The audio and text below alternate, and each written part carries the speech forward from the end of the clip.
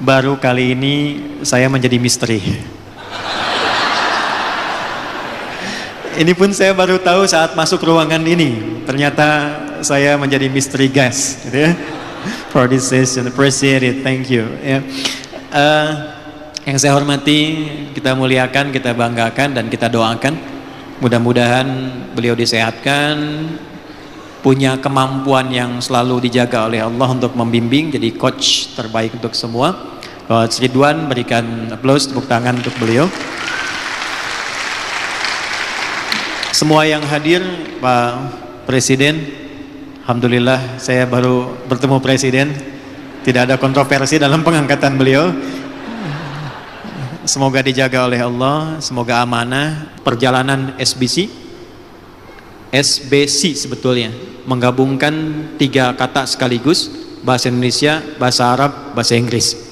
Ya, jadi S-nya kan sukses, B-nya berkah kan bahasa Arab, C-nya community, gitu kan. Jadi saya yakin di sini bisa bahasa Indonesia, bisa bahasa Arab, bisa bahasa Inggris.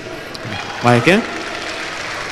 La ana aqsid yani law ana atahaddath ma'akum bil lugha arabiyyah insyaallah kulluha fahimun. Amin. Jadi no, I mean when I speak English, everybody knows it insyaallah, so we can make interaction between all of us. Ya, bisa bilang kalau saya bahasa Inggris, bahasa Arab nyambung, bahasa Indonesia nyambung karena ini SBC. Baik. Assalamualaikum. Oke. Pertanyaan pertama saya. Ini kan teman-teman himpunan pengusaha muslim. Oke? Kita ambil satu kata dulu. Saya ingin langsung angkat tangan karena kita interaksi. Apa yang membedakan Anda dengan pengusaha lain? Kita mulai dari situ dulu. Apa yang membedakan Anda dengan pengusaha lain? 10 tahun loh. Yuk, boleh angkat tangan? Ya, Ibu belakang. Dibantu mic-nya, teman-teman panitia, langsung siap aja. Assalamualaikum warahmatullahi wabarakatuh. Assalamualaikum warahmatullahi wabarakatuh. Nama saya Ida Jubaida Ustadz, saya dari Depok. Menurut saya yang membedakan pengusaha muslim dengan pengusaha yang lain adalah bahwa kiblat kita adalah Al-Quran dan hadis. Jadi kita niatkan bukan hanya sukses di dunia tapi juga sukses di akhirat. Jadi insya Allah segala tindak tanduknya, prosesnya kita kembalikan lagi. Ini sudah sesuai belum? Seperti itu. Pengennya seperti itu, Ustadz. Terima kasih. Terima kasih, Bu Ida. Terima kasih jawabannya. Saya minta jawaban dengan prinsip ekonomi, kalimat yang sesingkat-singkatnya tapi bisa memberikan penjelasan yang cukup luas. Tadi terima kasih banyak. Kita mulai dengan 5 juta rupiah. Belakang, silakan. Silakan Mas, kasih belakang itu yang sudah angkat tangan 5 lagi tuh. Silakan Bu. Assalamualaikum warahmatullahi wabarakatuh. Assalamualaikum warahmatullahi wabarakatuh. Alhamdulillah. Perkenalkan, nama saya Vivi. Saya di sini mewakili The Perfect yang hari ini juga support acara hari ini. Baik, terima kasih. Kita berikan aplaus. Ya, langsung Bu. Memang ada perbedaan sangat jelas antara pengusaha muslim dengan pengusaha non muslim. Karena memang kami juga selain di SBC pernah ikut di komunitas lain. Kalau di tempat lain itu kita hanya diajarin tentang uang. Jadi bagaimana omset. Tapi di sini kita juga membangun tentang spiritualitas. Jadi bisnis itu tidak hanya berikan saya 3 kata dengan cepat. Bedanya apa? 3 kata saja. 1, 2, 3. Bedanya bisnis itu harus bisa membawa kita ke surga. Jangan sampai bisnis itu menyeret kita ke neraka. Baik. Jadi berikan harus tepuk tangan halal. Ibu. Baik. Terima kasih. Bagus sekali. Cuma belum sampai 5 juta. Saya naikkan 10 juta.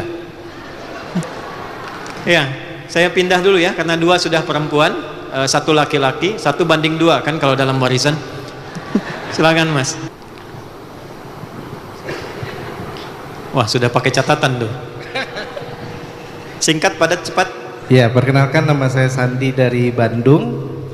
Singkatnya perbedaan pengusaha muslim bisnis sebagai bekal mati, Ustaz.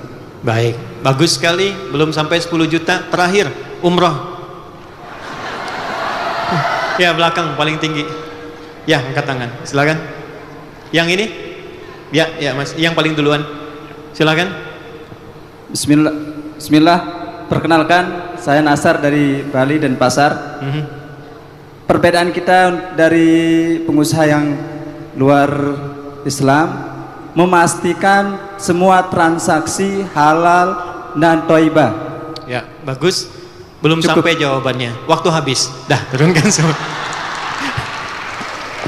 Bedanya itu simpel. Apa beda Anda? Kan pertanyaannya, bedanya Anda dengan asosiasi pengusaha lain. Bedanya Anda adalah Muslim. Itu saja. Bedanya Anda Muslim. Jadi semua tadi itu semua value yang mengikuti pada sifat-sifat Muslim.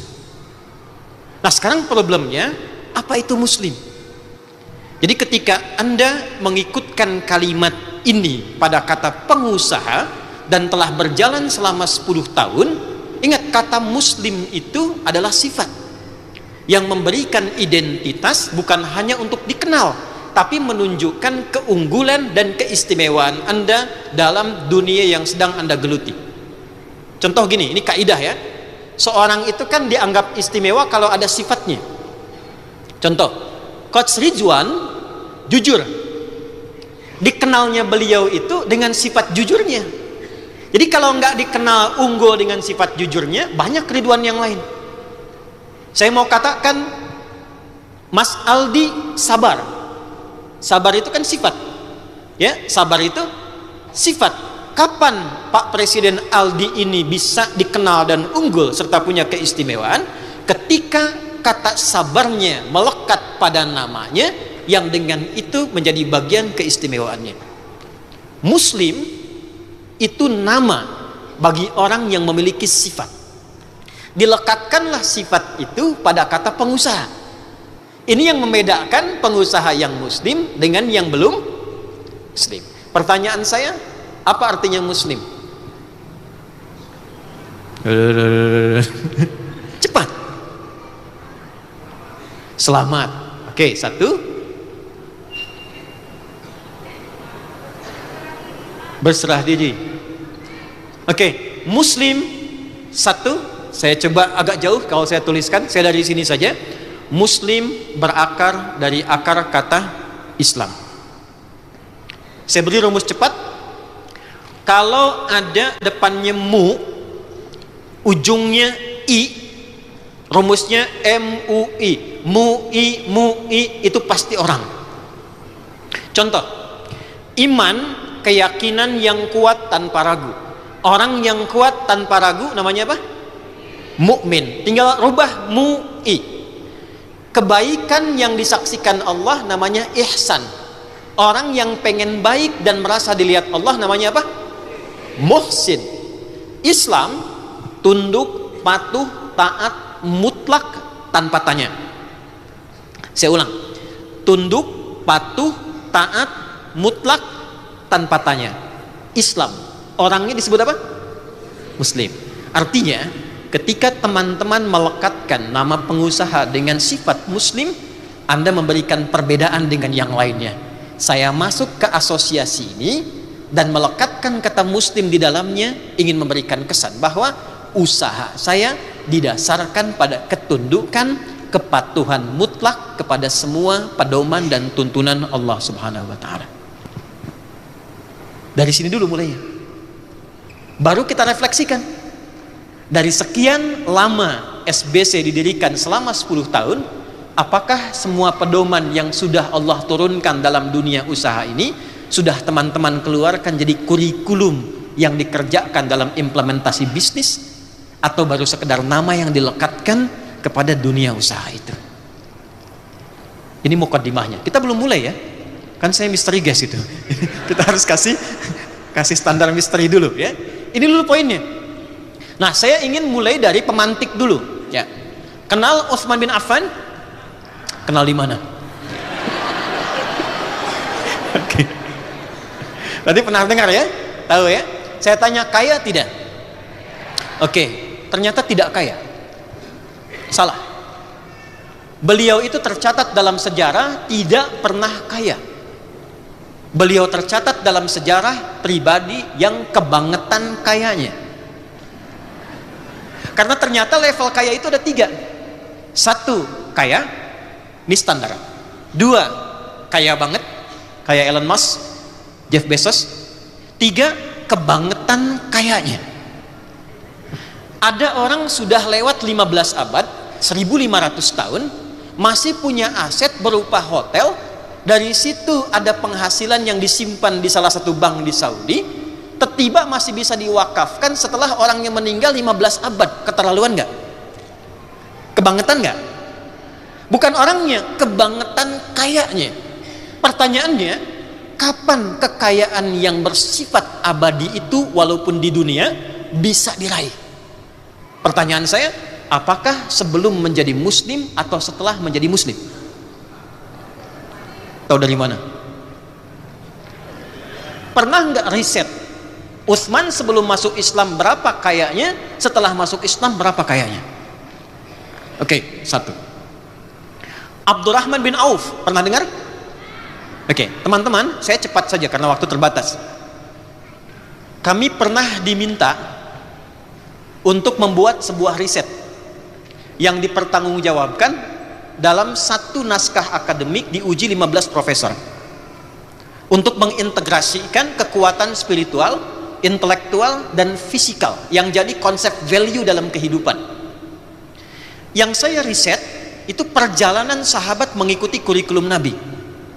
Lalu kita fokuskan ke dunia usaha, dan ternyata Allahu Akbar, Abdurrahman bin Auf ini setelah masuk Islam, sepeninggal Nabi, kita lihat valuasi hartanya ketika dikonvert kekinian itu bisa menghasilkan sebesar 72.000 triliun.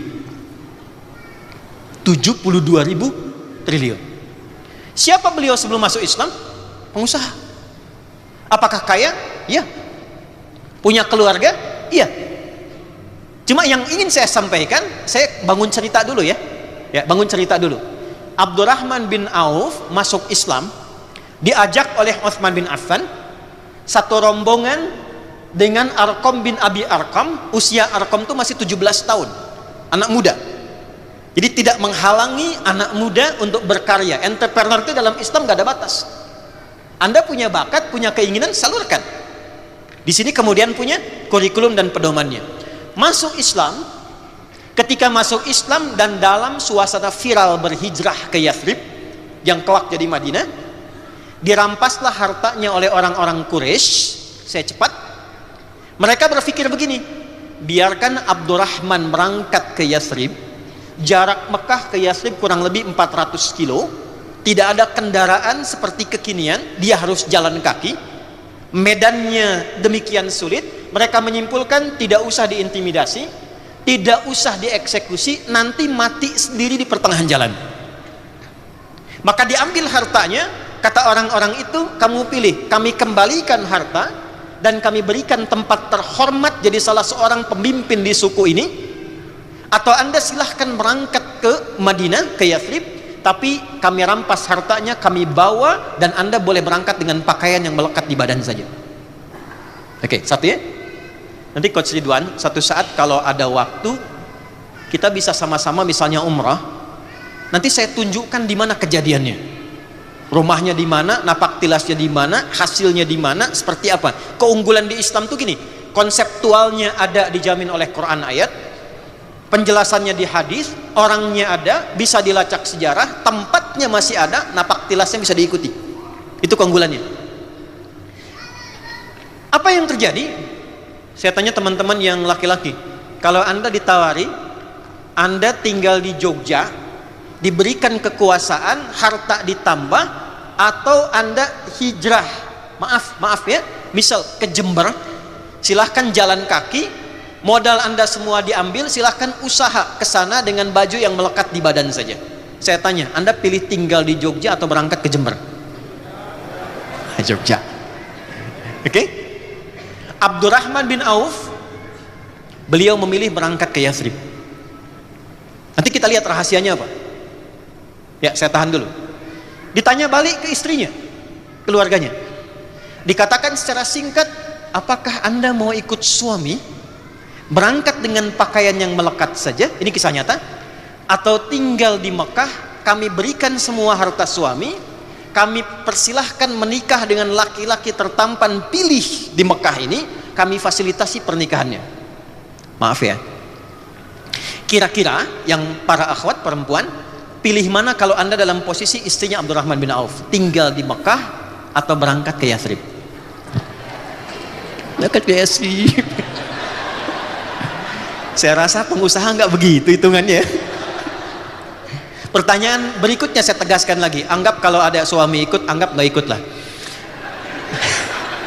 Pertanyaan saya, tinggal di Mekah atau membersamai suami ke Yathrib? Oke, terima kasih. Ternyata istrinya Abdurrahman bin Auf pada masa itu memutuskan tinggal di Mekah. Sebentar, jangan terlalu dramatis dulu. Tahan dulu. Poin saya bukan itu. Poin saya teman-teman, simpan dulu yang itu. Abdurrahman bin Auf berangkat kemudian ke Madinah. Belum ada Madinah nih. Nanti kita belajar teori bisnis di situ. Masih Yathrib. Ada yang tahu Yathrib itu apa? Bukan kota.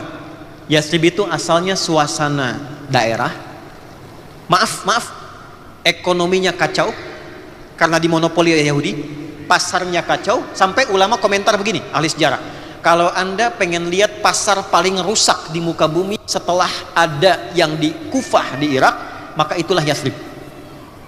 Kriminalitasnya tinggi, pertikaian Aus dan Khazraj kurang lebih hampir mendekati 600 tahun, tidak pernah tuntas. Yang paling menarik, saya berhenti dari suasana itu, saya ingin gambarkan dulu kok bisa pindah Mekah ke suasana tempat begitu. Tapi ternyata didikan Nabi itu sampai duluan ke sebagian kaum di Yathrib, sehingga merubah mereka, Islam merubah mereka dari pribadi yang tadinya individual, yang senang berbisnis sendiri, tiba-tiba punya sifat menolong orang sesuai dengan kadar kebutuhannya. Contoh, Anda datang haus, itu diterima oleh orang yang bawa minuman. Anda datang lapar, disambut oleh orang yang bawa makanan. Jika ada orang menolong dengan sifat itu, maka orangnya disebut dengan Nasir. Siapa? Ada Pak Nasir di sini? Oke. Jamaknya, pluralnya itu disebut dengan Ansor namanya. Apa namanya? Kenapa disebut Ansor? Karena sifat pertamanya itu terdorong, termotivasi untuk membantu sesuai dengan kadar kebutuhannya. Dan dahsyatnya, Abdurrahman bin Auf ketika sampai di Ansor telah viral kisahnya sehingga dijemput oleh orang paling kaya di Ansor. Kesimpulannya sederhana, ini ada orang pernah kaya tiba-tiba jatuh fakir. Maka apa yang ada di benaknya? Perhatikan ya, ini zaman jahiliyah sudah ada pemikiran begini.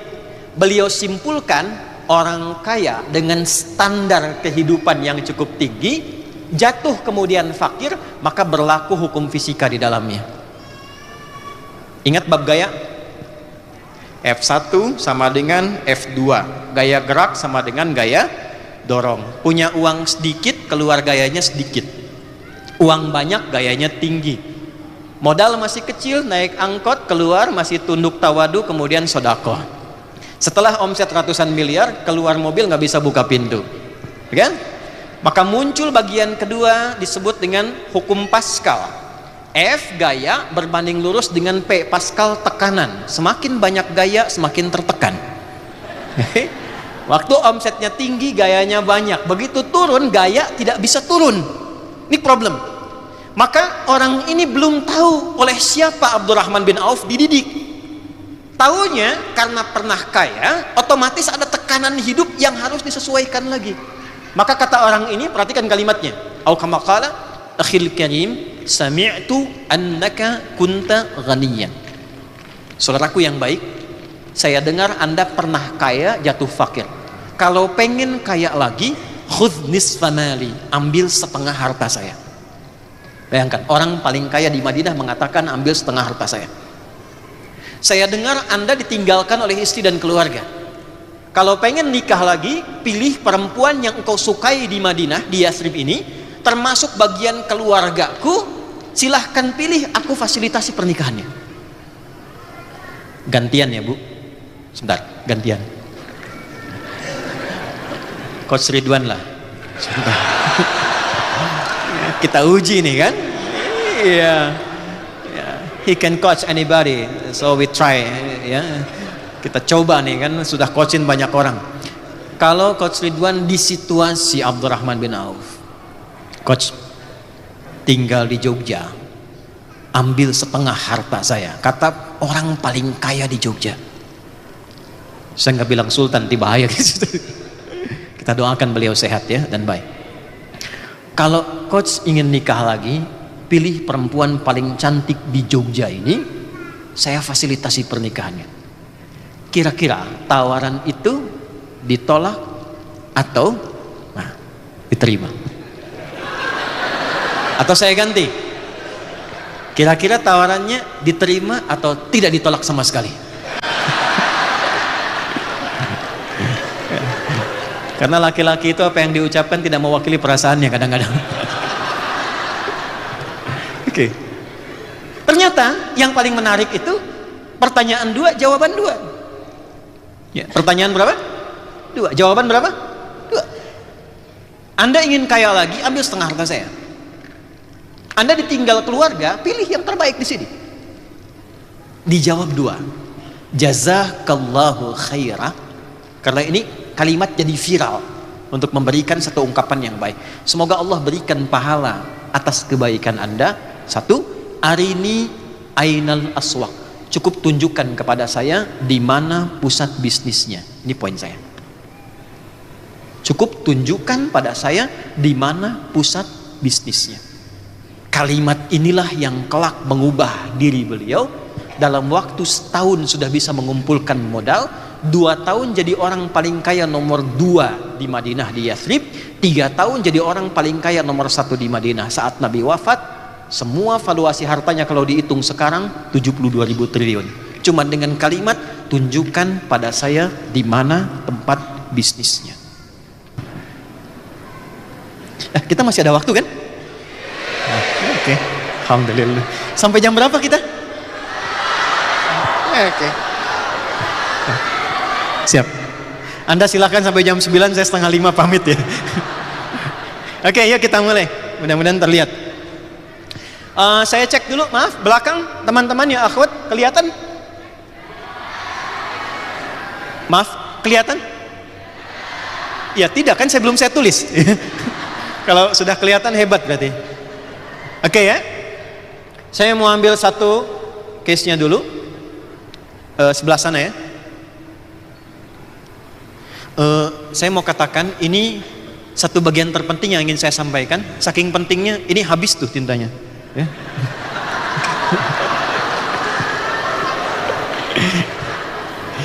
Oke, berikan aplaus dulu ya. 1, prinsip bisnis dalam Islam. Bisnis Islami.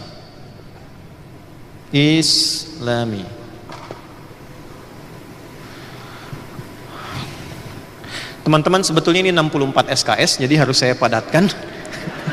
Jadi mohon izin kalau saya agak sedikit lompat-lompat dulu ya. Oke. Apa sih yang menjadikan Abdurrahman bin Auf berani mengatakan tunjukkan di mana pusat bisnisnya? Oke. Saya langsung jawab cepat ya.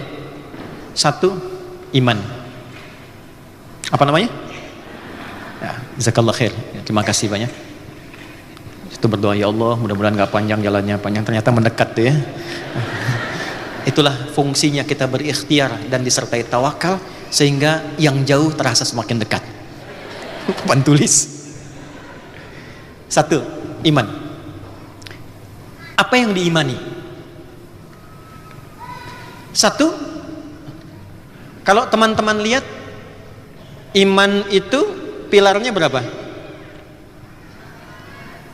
6. Pilar itu rukun. Pilarnya berapa? 6. Iman pertama pada siapa? Allah. Bagaimana menjadikan kita bisa beriman pada Allah? Ini poin.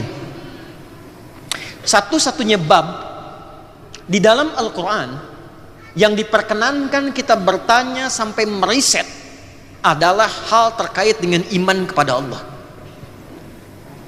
Yang paling menarik itu, kalau urusan sholat, Anda nggak diperkenankan bertanya. Kenapa subuh 2 rakaat? Itu kurang kerjaan.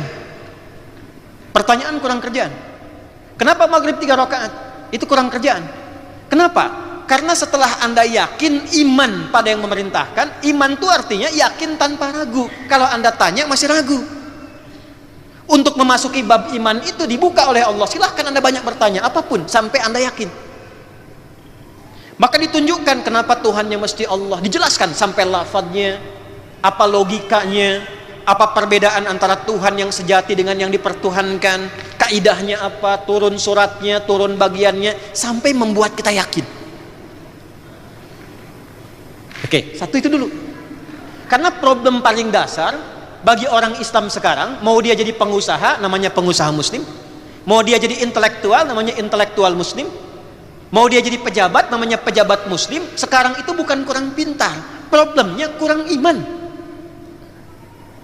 Sehingga dengan keyakinan yang tidak paripurna itu, akhirnya beberapa petunjuk yang Allah turunkan sesuai dengan kebutuhannya tidak dikerjakan secara optimal. Maka dasar yang pertama itu dipertanyakan dulu. Ketika Anda mengatakan saya pengusaha muslim, nih pilar yang pertama ini, asyhadu an la ilaha illallah wa asyhadu anna muhammadar rasulullah, sudah optimal belum? Oke, saya tanya, yakin nggak Allah itu Tuhan? Oke, yakin nggak apa yang semua Allah sampaikan itu mutlak kebenarannya? Yakin nggak semua apa yang Allah sampaikan pada kita akan hadir manfaat sesuai dengan maslahat hidup kita? Yakinnya itu baru di lisan atau sampai ke hati? Wah, masa? Karena beda. Quran surah ke-49 ayat 14. Ya, Quran surah 49 ayat 14.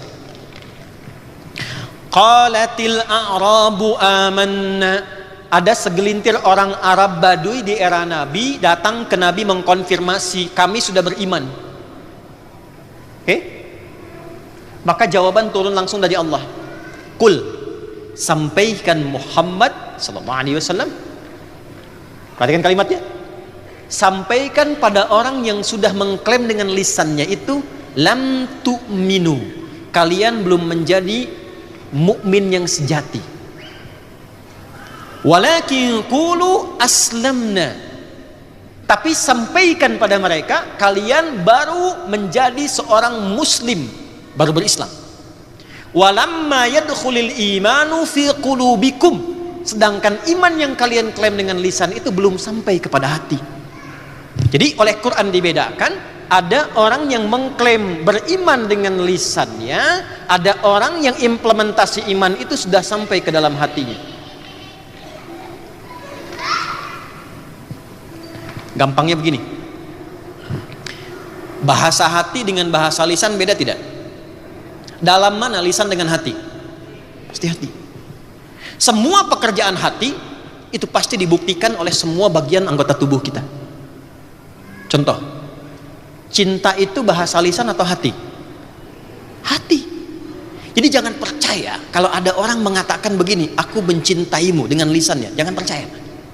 Katakan kepadanya, buktikan cintamu dengan menuliskan nama kita di buku pernikahan kita berdua. BPKB kan, buku pernikahan kita berdua, ya kan? Kenapa? Karena pembuktian cinta itu karena bahasa hati, dia akan keluar lewat sikap. Gimana buktinya ayah mencintai anak, ibu cinta pada anak, kata-kata yang lembut, perhatian, kasih sayang, itu perilaku. Kalau baru di lisan, dia belum bisa terpancar kepada bentuk perilaku karena baru lisan. Makanya ketika seseorang masuk ke dalam jiwanya, semua terkuasai. Sentuhlah ia di hatimu, maka ia akan jadi milikmu untuk ya. Kenapa di hatimu? Sentuh hatinya, maka lisan akan ikut, tangan akan ikut, sampai ke kaki ikut. Inilah yang menjadikan di dalam Al-Quran, silahkan cek kalau ngaji itu, tuntaskan tuntaskan 30 juz, 114 surah, 6.236 ayat, 52.000 kosakata, Al-Fatihah sampai An-Nas. Silahkan Anda riset. Semua ujung kepala kita sampai ujung kaki itu fungsinya dibuka dengan iman terlebih dahulu. Apa fungsinya mata? Itu bagi yang belum beriman. Tapi tidak ada bedanya antara fungsi mata pada manusia dengan fungsi mata pada ayam. Kalau sekedar melihat. Bagi orang yang sudah mengatakan saya muslim, saya beriman, maka turun ayat cahaya. Quran surah ke-24 surat Cahaya, ayat 30 untuk laki-laki, ayat 31 untuk perempuan. Qul lil mu'minina yaghuddu min absarihim. Muhammad viralkan kepada semua orang yang mengaku telah memiliki iman. Maka imannya akan membimbing matanya untuk melihat mana yang harus dilihat. Wa qul lil mu'minati yaghuddna min absarihinna, dan viralkan pada semua perempuan yang merasa punya iman. Imannya akan menjadi cahaya membimbing matanya apa yang harus dilihat. Makanya ketika Anda sudah memutuskan menjadi seorang pengusaha muslim dan mengatakan beriman, kalau ada cahaya iman, mata ini akan awas. Tidak semua jenis usaha yang dilihat itu bisa diikuti kalau imannya tidak membimbing itu. Saya mau tanya begini, riba itu kalau sudah tahu riba dilarang tidak? Apa hukumnya? Kalau imannya itu masih ada dalam jiwanya, jangankan dia ikuti, dia lirik pun tidak akan mampu. Kenapa? Karena ada iman dalam dirinya.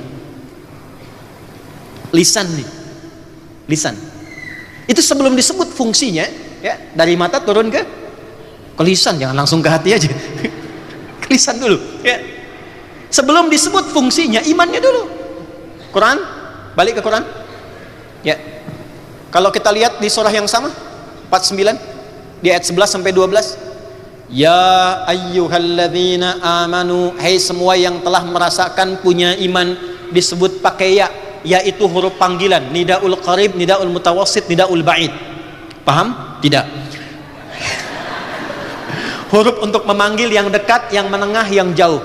Ayyuha disebutkan 150 kali dalam Al-Quran untuk menguatkan hukum. Alladzina disebutkan 1080 kali dalam Quran untuk menjangkau semua tanpa kecuali.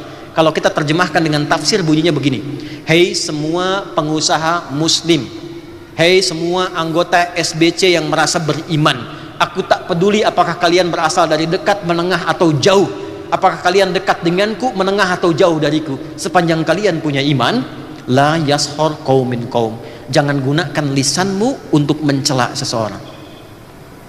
La yaghtab ba'dukum ba'da, jangan gunakan lisanmu untuk bikin hoax. Ini tidak mungkin Anda jadi pengusaha muslim yang punya iman, begitu Anda membuka divisi marketing, tiba-tiba kemudian Anda keluarkan kalimat-kalimat yang bertentangan dengan iman Anda. Demi produknya laku bikin hoax, antara gambar dengan realita tidak sama. Demi produknya laku kemudian keluar kata-kata yang tidak pantas.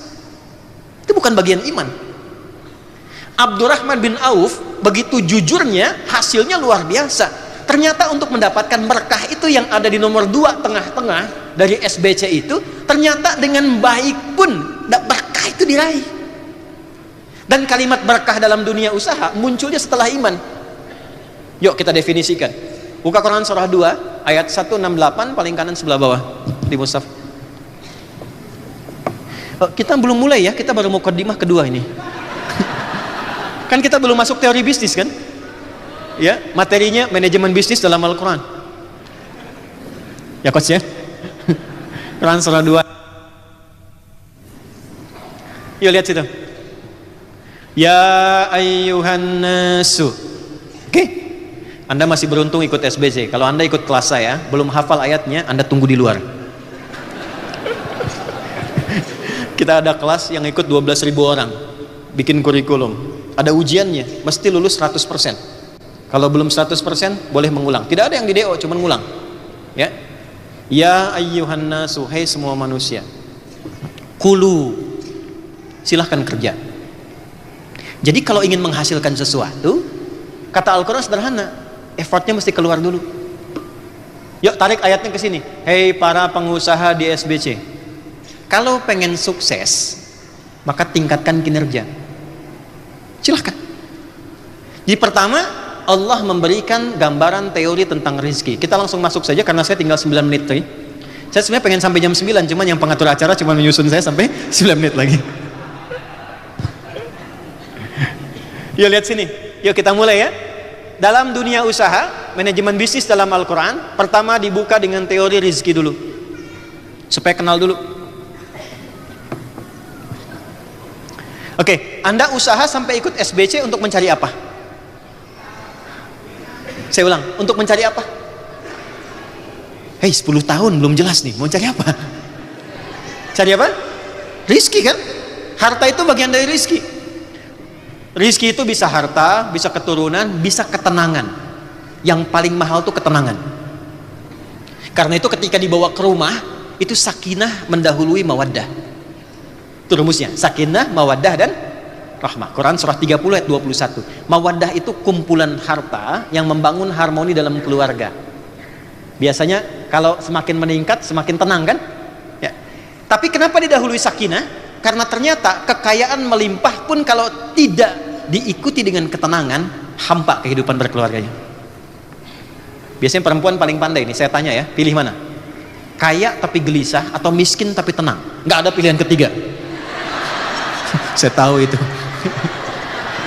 Kaya tapi gelisah atau miskin tapi tenang? Oke, siap. Kalau terjebak di antara dua dilema, di antara dua cinta, pilih yang ketiga, ya. Kaya dan tenang. Artinya tenang itu rizki. Nah, untuk mendapatkan rizki, teori pertamanya lihat baik-baik. Perhatikan baik-baik. Saya langsung masuk ke intinya. Saya cuma punya 8 menit lagi. Teman-teman, buka Quran surah ke-51 ayat 22. Dengan posisi yang sama, kanan agak ke bawah. Az-Zariyat ayat 22. Wa fis samai rizqukum wa ma tu'adun. Dan di langit sebelum kalian tercipta, aku telah tetapkan rizki yang sesuai dengan maslahat kebutuhan hidupmu, dan dijanjikan akan diberikan. Declare pertama Allah tentang rizki adalah tidak ada satupun hamba yang hidup yang tidak mendapatkan rizki. Ternyata hidup itu berbanding lurus dengan rizki.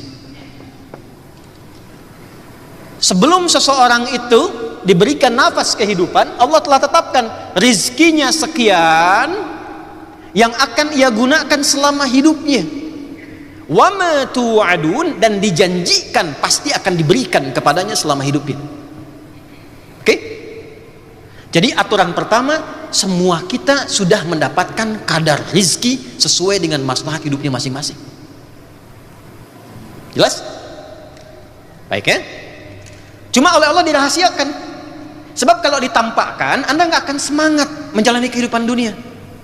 Ada film di Hollywood itu yang menampakkan jatah waktu hidupnya tuh. Ya, lihat jamnya tinggal sekian. Kan rizki berbanding lurus dengan kehidupan. Kalau rizkinya selesai, hidupnya selesai. Ya, Presiden Aldi misalnya rizkinya 1 triliun. Sampai hari ini sudah dikonsumsi 999 miliar 999 juta 999 ribu rupiah. Tinggal 1000 kan? Pertanyaan saya, masih mau ikut seminar ini nggak?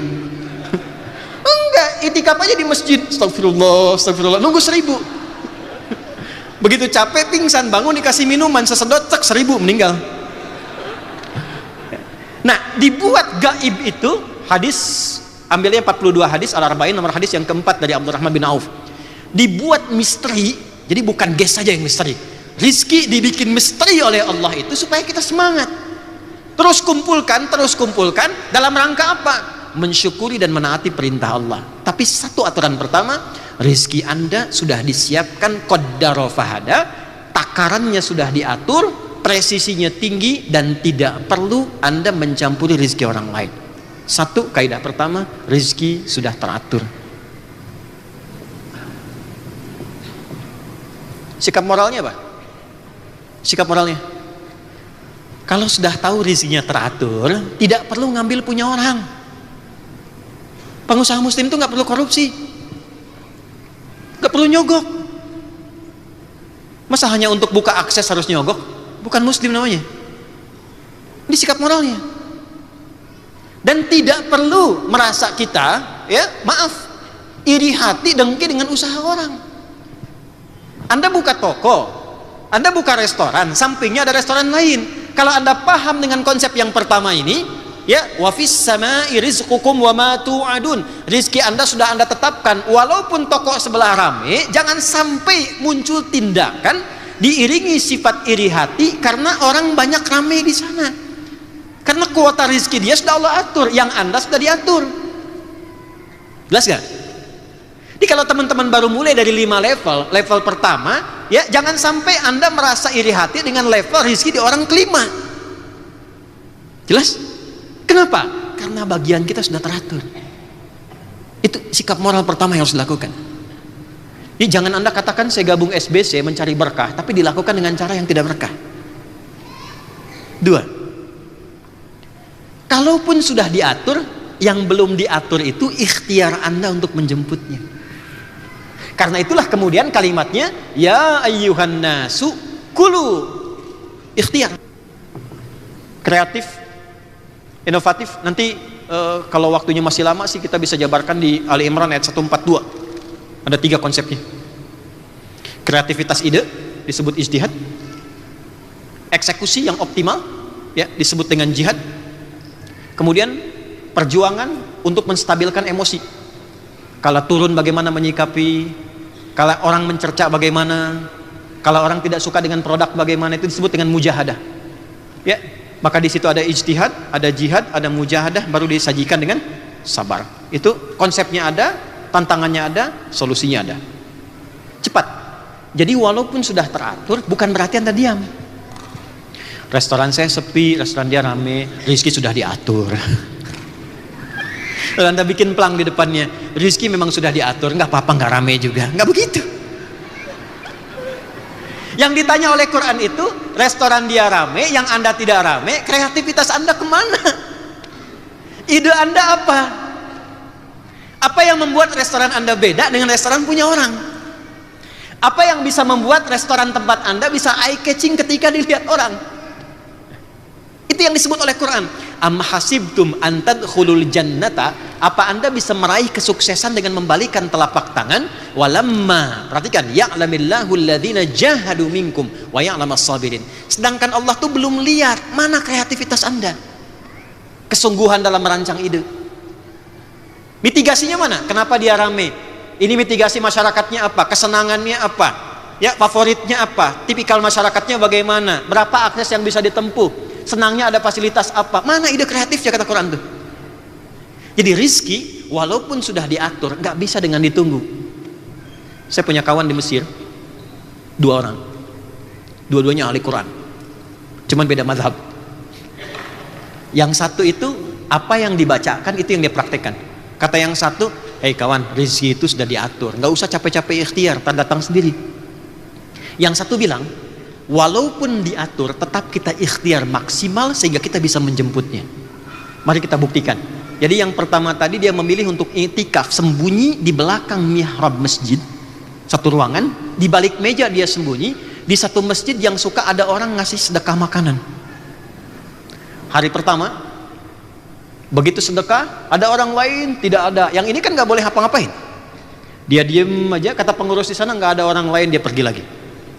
Hari kedua dia nggak dapat, tahan lapar. Hari ketiga begitu datang sudah nggak kuat.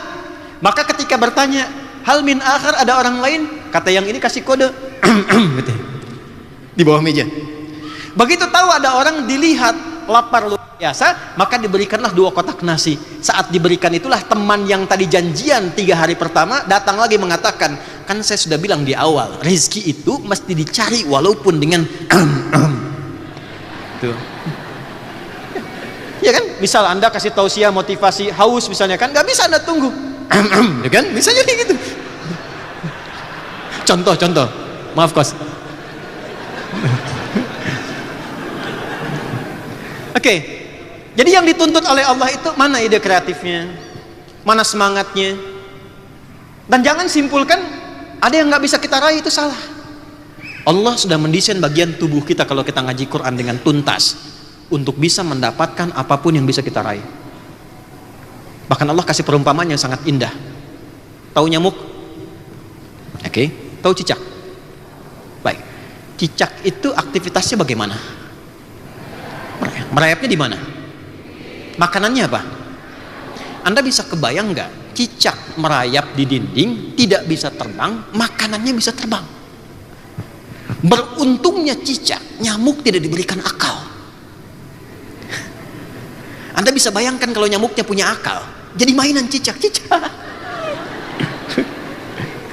Tapi orang tua kita mengajarkan dengan sangat bijak, gak pakai dalil, cuman pakai lirik yang singkat. Cicak-cicak diam-diam datang seekor. Perhatikan, Allah hanya perintahkan pada cicak, merayaplah engkau walaupun dengan diam-diam. Begitu dia merayap walaupun dengan diam-diam, datang seekor nyamuk. Perhatikan, bukan cicak yang mendatangi nyamuk, tapi nyamuk yang mendatangi cicak. Siapa yang perintahkan nyamuk datang kepada cicak? Kapan nyamuk bisa datang? Ketika cicak merayap. Kalau cicaknya nggak mau merayap, nggak akan datang tuh nyamuk. Datang seekor nyamuk, kemudian silakan. Oke. Ya. Dan filosofi kedua, time's up. So I can continue or stop here? So continue? Still more time? Okay. Where's my secretary? I have still time for going?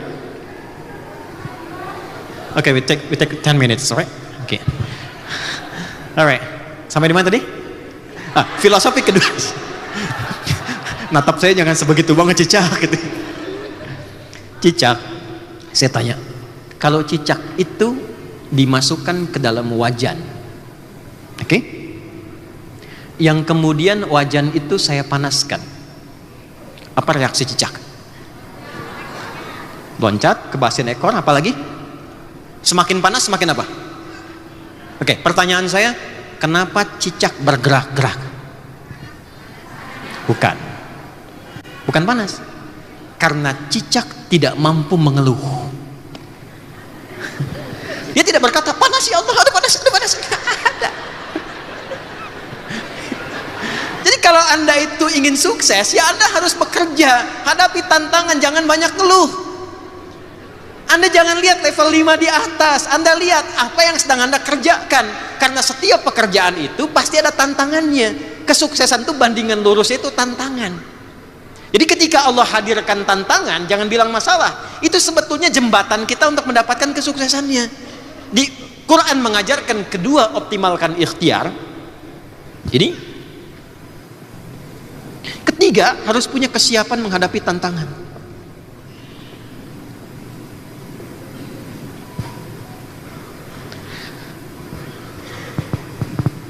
Nah, bagi orang beriman itu selesai. Jadi sebetulnya orang beriman itu nggak usah ngaji ini lagi. Cuman mungkin karena imannya belum sampai ke situ, terpaksa kita bahas dulu tadi. Ya. Karena dibukanya dengan ya ayyuhan nasu kulu mimma fil ardi halalan thayyiban. Perhatikan, tadi di Quran surah 51 ayat 22, wa fis samai rizqukum, di langit rizkimu telah disiapkan. Sedangkan kita hidupnya di mana? Sekarang kita di mana? Di Sleman. Bumi kan luas. Anda kan macam-macam tuh. Ada yang dari Makassar, dari mana saya dengar? Rizki di langit, kita tinggal di bumi. Bumi begitu luas. Kalimatnya apa? Wa fis samai rizqukum, rizkimu telah ditetapkan di langit. Ya ayyuhan nasu kulu mimma fil ardi min yatab'id, maknya menunjuk pada semua segala. Jadi maksudnya jangkau setiap tempat yang engkau bisa pijak di bumi. Anda nggak dapat di Sleman, pindah ke Bantul. Nggak ada di Bantul, nyebrang dikit, pindah ke Solo. Nggak ada di Solo, pindah terus sampai ke Jatim. Nggak ada di Jatim terus, Jawa nggak ada ke Sumatera. Sumatera nggak ada Kalimantan. Di Kalimantan nggak ada ke Papua. Papua nggak ada se-Indonesia. Apa dunia cuma Indonesia saja? Coba lihat peluang di Malaysia.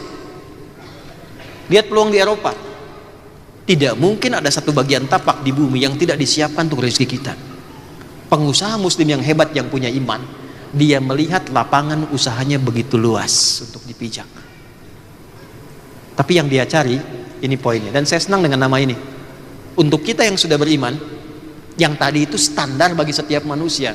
Artinya tidak menjadi muslim pun kalau digunakan teori ini sukses. Kan? Coba lihat misalnya saudara-saudari kita di Cina, di Amerika, berapa riset yang mereka siapkan? I was in America 2 years ago, and I went to DC, Washington DC, and I saw the prototype of the people there.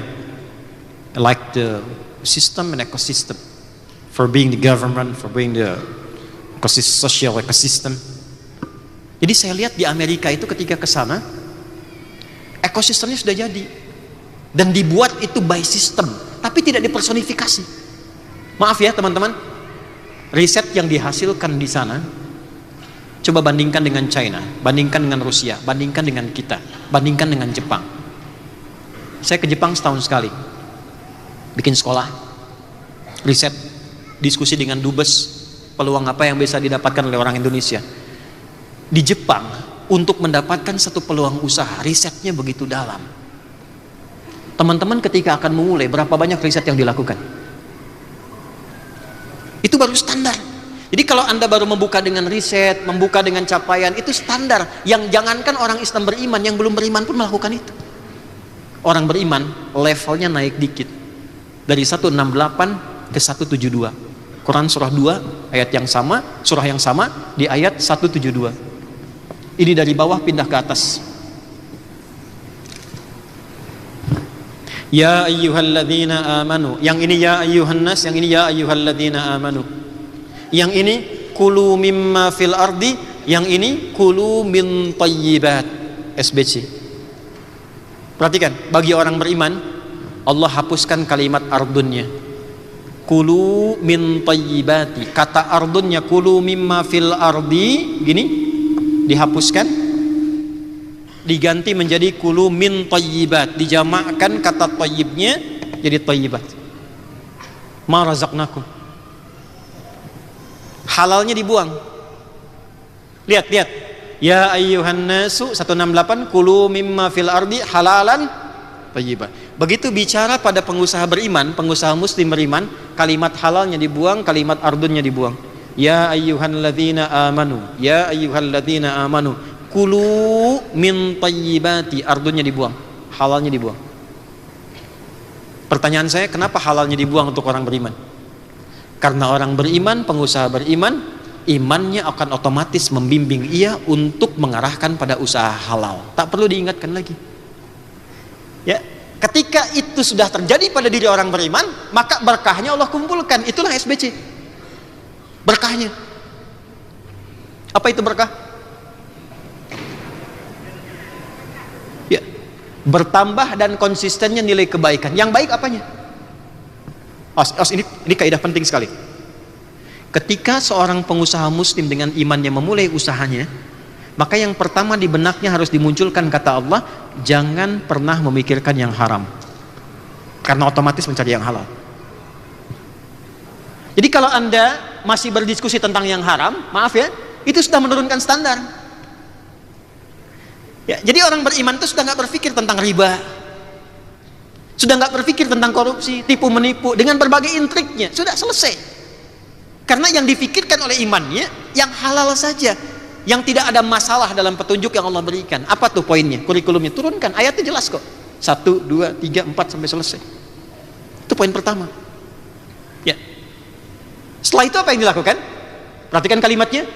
Kalau yang pertama ini sudah muncul dalam benak kita, orientasi bisnisnya satu, untuk mencari, lihat poinnya, ridha Allah. Ridha Allah.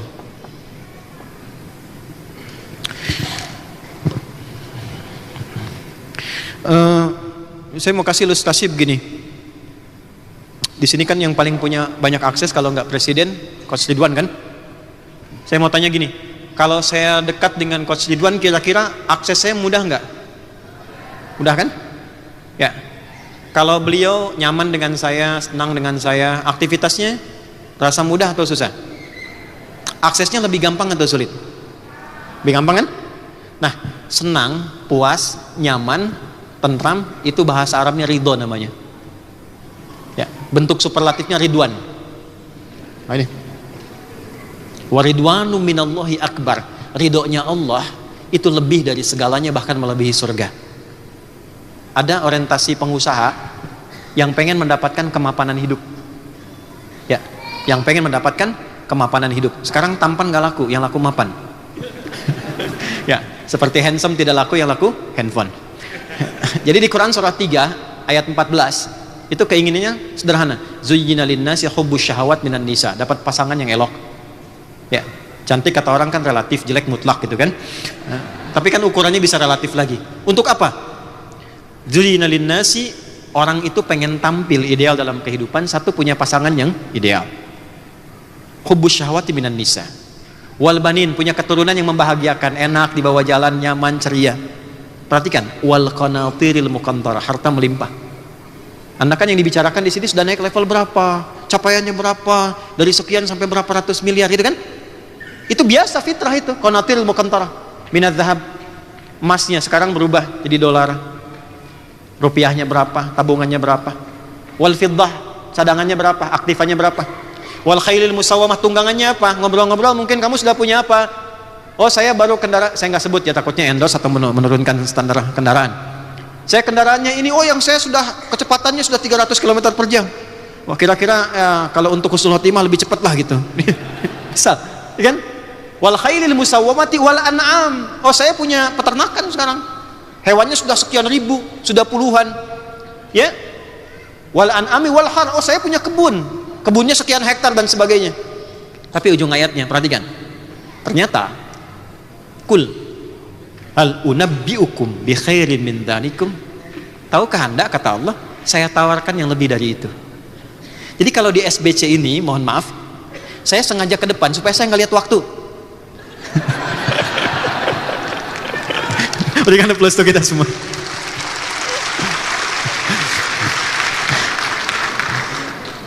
Jadi kalau kita di SBC dan masuk 10.000 orang hanya memikirkan capaian tadi, itu belum masuk standar Allah. Sementara yang kita cari ridho Allah, bikin puas Allah, bikin seneng Allah, all access, semua akses dibuka. Dan itu yang dilakukan oleh sahabat-sahabat mulia yang sampai 15 abad masih utuh. Jadi kalau sampai yang tadi cuman kebanggaan, ukurannya berapa, rate-nya sudah capaian berapa, itu masih standar. Standar kan di bawah, kan? Yang di atas tuh sampai stang, sampai setir kan di atas kan?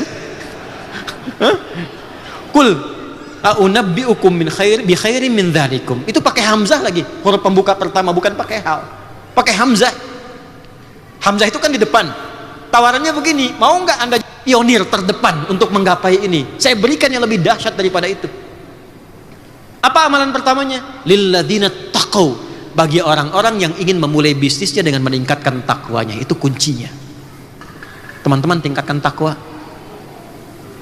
Ya, tingkatkan takwa. Takwa itu kuncinya, disebutkan 240 kali, dibagi 3 segmen di Quran. Begitu takwa itu muncul, wa may yattaqillaha yaj'al lahu wa yarzuqhu min haitsu la.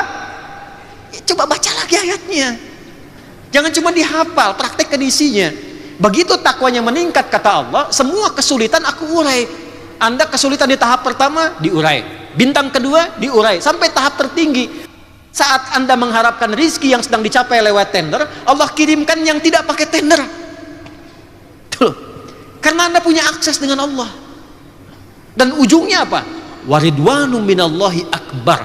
Ridwan itu yang tertinggi. Tapi bukan ridwan dari coach yang diharapkan. Ridwanu minallah, cari ridho Allah.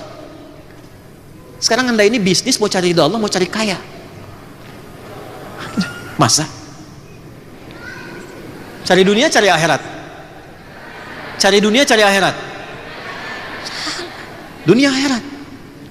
Al-Baqarah ayat 200. Wa minan nasi may yaqulu rabbana atina fid dunya. Salah kan? Karena belum hafal ayatnya. Wa minan nasi may yaqulu rabbana atina fid dunya wa ma lahu fil akhirati min khalaq.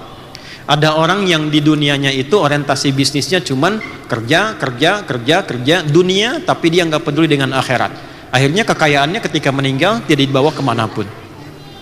Tapi wa minhum may yaqulu, makin jauh tuh. Wa minhum may yaqulu rabbana atina fid dunya wa fil akhirati waqina adzabannar. Anak kecil aja kalau usaha ke depan dapat bagian gitu. Oke. Ya begitulah rizki ya. Kadang tidak melihat besar kecilnya. Nah, kadang-kadang orang dewasa salim gak dikasih gitu. Itulah rizki. Ya. Nah itu poinnya. Jadi saya ingin akhiri. Ini sebetulnya kita belum bahas. Ini baru pengantar sebetulnya. Belum masuk ke kurikulum. Tapi saya ingin jadikan pengantarnya sebagai pondasi. Maksud saya begini. Anda tuh ngapain ikut seminar misalnya, atau mengikuti, menjejaki sehari 2 hari, investasi, tenaga, biaya, tiket dan sebagainya datang, tapi nggak kenal Allah. Dan Anda dengan pedenya mengatakan saya pengusaha muslim. Itu poinnya. Itu besar loh kalimatnya. Dihisab loh. Dihisab. Karena saat orang tidak berani melekatkan nama Islam, Anda melekatkan nama itu di dalamnya. Dan hebatnya, sukses berkah. Sukses berkah. Maka bagian terakhir yang ingin saya sampaikan adalah kunci dari semua apa yang dikerjakan oleh kita. Satu, dekati Allah dengan takwa. Yang kedua, saya cepat ya, keluarkan kurikulum dalam Quran sesuai dengan aktivitas dan passion kita. Imam Al-Bukhari pernah mengeluarkan 97 tema dan dimasukkan dalam kitab hadisnya. Ada yang kenal nama kitab Imam Al-Bukhari? Namanya apa? Bukan 15 juta? 20 juta? Waktu habis. Nama kitabnya Al-Jami' As-Sahihul Musnad Al-Mukhtasar min Umuri Rasulillahi sallallahu alaihi wasallam wa sunanihi wa ayyamihi. Ya, coba ulangi. Oke, supaya nggak kepanjangan disingkat Sahih Al-Bukhari. Tapi kitab hadis itu ada 4. Kenapa dinamakan Al-Jami'? Al-Jami' itu maksudnya tematik yang komprehensif. Kata Imam Al-Bukhari, kitab saya isinya tematik. Saya keluarkan tema-tema dalam Al-Quran yang dijelaskan oleh Nabi. Saya persingkat penjelasannya, isinya saya sambungkan ke Nabi dan berisi kegiatan harian Nabi dan dengan sunnah-sunnahnya. Dikeluarkanlah 97 tema. Dari tema pertama sampai tema yang terakhir. Di antara 97 tema itu ada tema yang terkait dengan bisnis. Itulah kurikulum yang diajarkan Nabi, dipraktekkan oleh Uthman, dipraktekkan oleh Abdurrahman bin Auf, dipraktekkan oleh Tolha, dipraktekkan oleh Abu Darda dan sahabat-sahabat sampai orang-orang sukses di masa depan sesuai dengan kurikulum itu. Tugas Anda adalah keluarkanlah kurikulum itu yang diberi judul dengan Kitabul Buyu', tema tentang bisnis. Ya, jadi silahkan cari ustadz lain. Anda belajar, kumpulkan kurikulumnya, siapkan langkahnya. Yang taktis, saya sekarang secara spiritual saya ajarkan doanya. Ini mohon kepada Allah dengan doa ini supaya bisa menguatkan tekad kita untuk melangkah dengan baik. Ya, saya ajarkan dan saya jarang ajarkan ini. Singkat padat saya pilih yang paling singkat.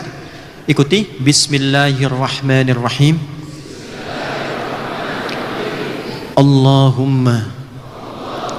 Allahumma paksain.